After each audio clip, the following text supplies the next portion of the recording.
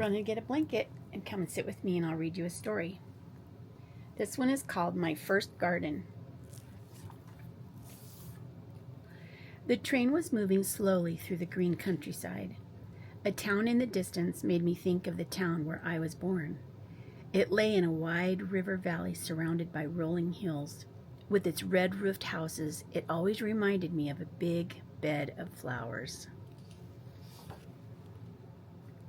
The house I lived in was at the edge of a town, on the bank of the river.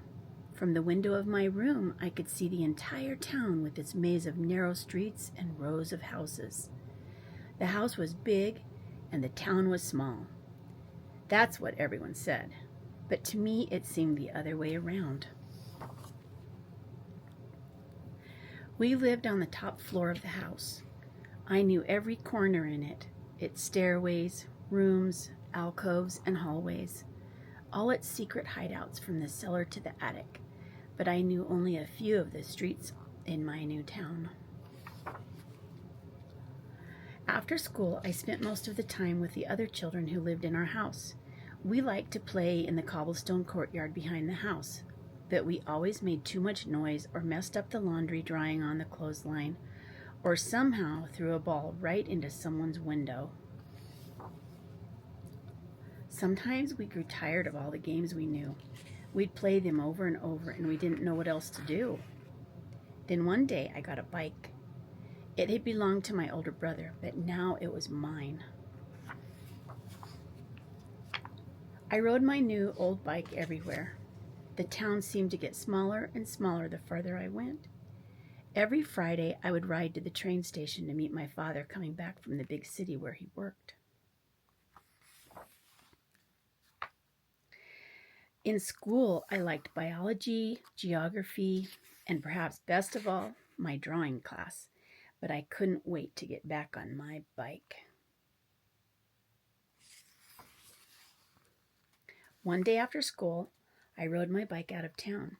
The road stretched before me, looking exactly like the perspective we'd learned in our drawing class. I came to a grassy meadow filled with wildflowers. I liked them so much better than the cobblestones of our courtyard. I brought a big bouquet of wildflowers home. My grandfather helped me put them in a vase in our dining room. "Do you think we could have flowers in our yard?" I asked. "Oh, yes," he said. "There was a beautiful garden here once, around the well, a long time ago when I was a boy like you." I wondered if there were any seeds left from my grandfather's garden. I watered the stones, hoping that something would grow there again. I took my bike and went for a ride, as I did every day. As I rode my bike, I thought about the garden that had once grown in our yard, and I imagined the courtyard filled with flowers again. Suddenly, I realized that I was on a road I'd never been on before. I passed many fences and gates. The houses were fewer and fewer. I wasn't sure where I was. I stopped in front of an open gate. I got off my bike and went in, and I found myself inside a beautiful garden.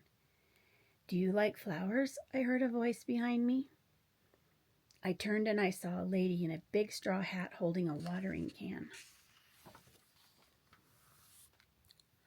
"Every flower in my garden has its own story," she said. "And you know, a long time ago there were just cobblestones here," she added with a smile. The afternoon went by quickly as we walked around this magical place. When I got home, it was almost dark. There was no one in the yard. I opened the tool shed. Everything I needed was there, so I began to work.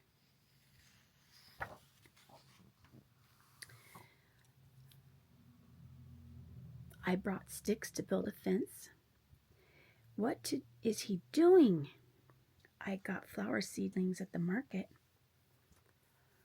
What is he doing? I dug and raked and dug to make circular patches.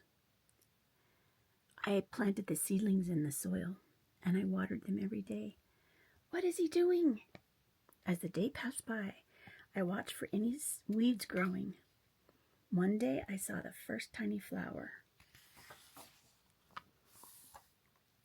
At last, the garden was in full bloom. Everyone liked the garden and wanted to help. Even Mrs. Lewandowska and Mrs. Nowankoska sat for hours on a little bench in front of the garden talking. The train stopped at a very small station at the edge of the forest. Through the window I could see my son waiting for me beside the train tracks as I used to wait for my father. On our way home, we talked about my son's first garden, the one he was making all by himself. The train moved slowly through the green countryside. The end.